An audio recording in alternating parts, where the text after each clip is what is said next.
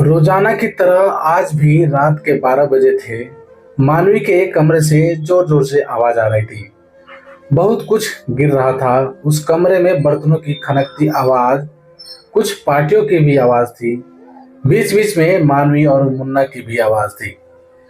रोजमर्रा की जिंदगी की तरह यह आवाज भी अब रोजमर्रा की जिंदगी का हिस्सा बन चुकी थी।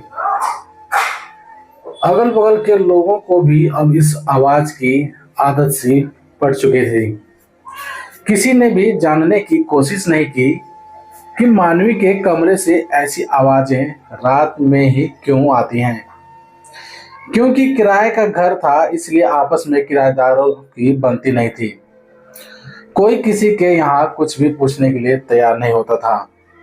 सब अपनी अपनी दुनिया में खोए रहते थे। कुछ दिनों बाद मानवी का हंसता खिलखिलाता चेहरा उदास था। बहुत दिनों बाद में बालकनी में खड़ी थी। बगल की लीना ने उसे देखते ही आवाज लगा दी, मानवी मानवी। मानवी ने झट से लीना की तरफ देखा और दरवाजा बंद करते हुए अंदर जाने लगी। लेकिन लीना ने मानवी का हाथ पकड़ते हुए अपनी तरफ खींचा और पूछा, क्या हुआ मानवी? एक महीने से देख रही हूँ तू कुछ उखड़ी उखड़ी सी दिख रही है।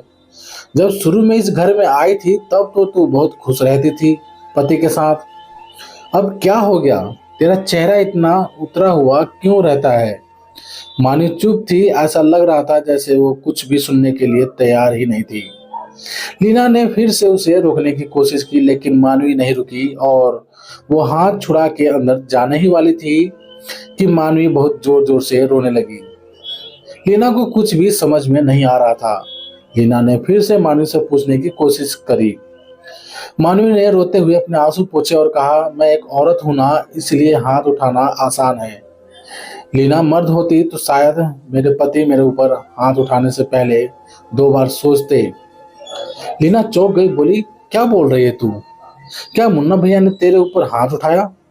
मानवी की आंखें झुकी हुई थी। उसकी गर्दन पर एक लाल रंग का निशान था। मानवी ने उस निशान को दिखाते हुए कहा, हाँ लीना, मुन्ना ने मेरे ऊपर हाथ उठाया और वो हमेशा ऐसे ही करते हैं।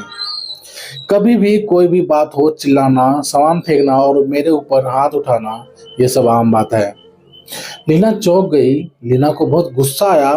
वो चिल्लाते हुए बोली, तो इतना सब कुछ कैसे सह रही है और क्यों? लीना, मेरे पास अब कोई भी चारा नहीं है। पति का घर छोड़कर मैं कहाँ जाऊं? मायके में भाई मुझे रखेंगे नहीं। किसी भी कीमत पर यहाँ से अगर चली गई तो। लीना चुपचाप सुन रही।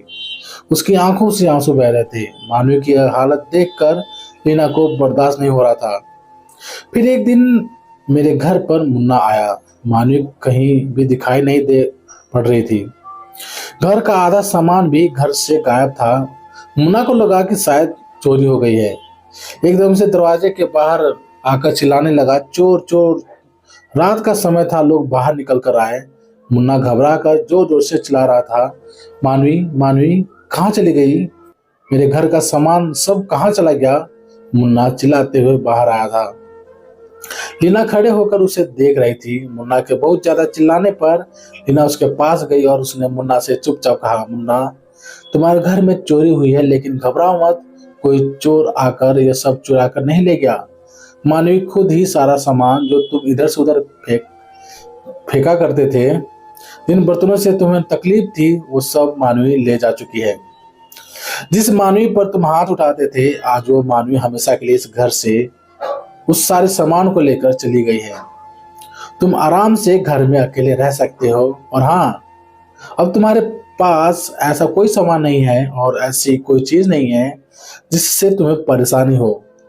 अब तुम हमेशा के लिए आराम से अकेले रह सकते हो। तो प्यारे दोस्तों, आप सभी को ये कहानी कैसी लगी प्लीज कमेंट करके हमें जरूर बताएं। यदि ये कहानी आप सभी को पसंद आई हो तो लाइक करें, शेयर करें और चैनल पर नए हो तो प्लीज चैनल को सब्सक्राइब भी जरूर करें। चलिए दोस्तों, मिलते हैं आप सभी से एक और नई कहानी के साथ। तब तक के लिए जय हिंद, वंदे मातरम।